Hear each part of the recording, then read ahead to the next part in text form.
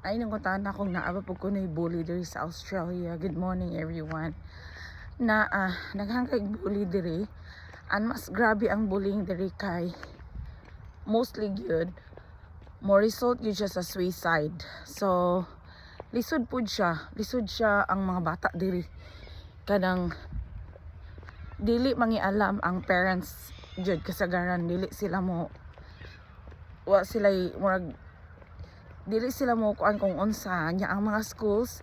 They have very less power over kanang kuan, kanang pagdiscipline sa children because of the child's rights. So if you think nga mas kuan diri, no, bullying is everywhere, but dili maayo ng bullying. But I think, just my personal view, I think kuan na siya kanang sa kuan yun na brought up sa parents, no, nga ang mga bata ba, but mostly here ang mga bata manggod kay kuan siya kanang kung they grow up in a kanang domestic violence nga kanang naay domestic violence nga family, mo na sila bully pud outside or kanang ginakulata sila sa ilang parents.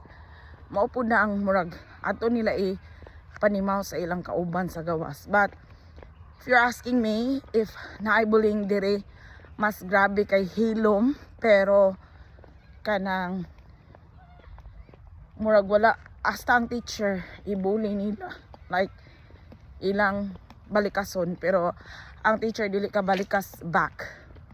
But for me, ako ay college man na, dili high school, mostly sa high school parang akong students naiuban nila kanang dili na mo tiwas og kuan year 10 nya eskwela sa ako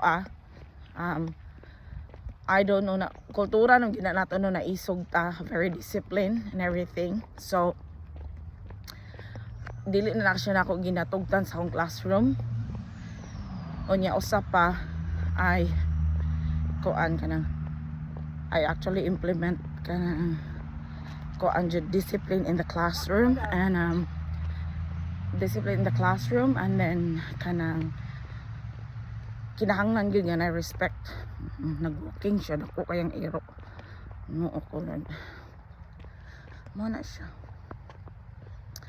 Anyway, mag-walking sa ako mo na ang tubag sa bullying, pero kinahanglan bantayan gyud nato itong mga anak kay dali ra na sila mada, labi nag-ingnon sila na you should kill yourself ing anak.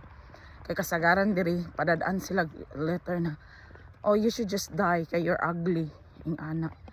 Hadlok po diri, pero siguro na bully sa ato, pero ang nakanindot magud sa ato is ang parents mismo mostly dili mo laban sa children. I don't know lang kakaron kay dugay na mo kong nawa diya sa Pilipinas. So yeah, more to mag-walking sa ta, maayong buntag.